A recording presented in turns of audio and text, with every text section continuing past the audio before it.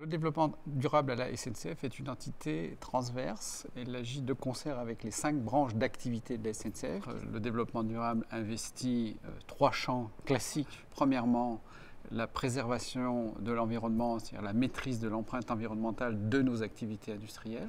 Le deuxième sujet concerne des sujets nouveaux, par exemple les nouvelles mobilités, c'est-à-dire comment on se préoccupe des derniers kilomètres en amont ou en aval des parcours ferroviaires par exemple. Le troisième grand volet, c'est le volet sociétal, c'est-à-dire les conséquences de nos actions sur les territoires. Et on va trouver dans ce champ-là la diversité, les chantiers d'insertion, les interventions en milieu scolaire, la sensibilisation du grand public.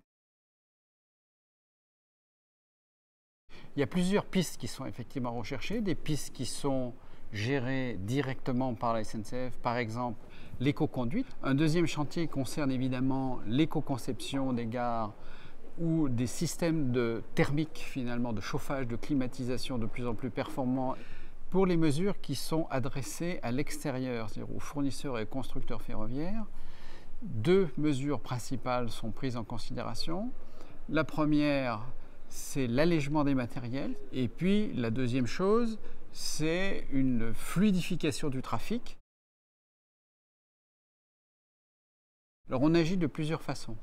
On agit au niveau du milieu scolaire grâce à un programme qu'on appelle Mobilidé et qui a consisté à mettre au point 60 outils pédagogiques téléchargeables sur Internet par le corps enseignant, conformes évidemment au programme scolaire officiel et qui permettent à 250 000 jeunes par an d'être sensibilisés à ces problématiques-là. Deuxième sujet, vis-à-vis des collectivités, vis-à-vis du grand public, nous agissons sur la connaissance ou en tout cas sur la diffusion de résultats concernant les émissions de gaz à effet de serre.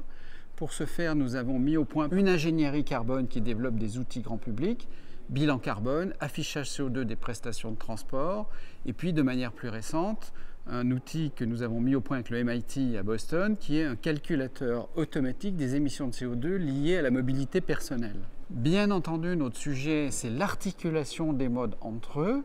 Ce n'est pas une exclusivité du mode ferroviaire qui n'aurait aucun sens, mais c'est si possible comment aider les gens à choisir le meilleur mode ou le meilleur endroit dans son domaine de pertinence.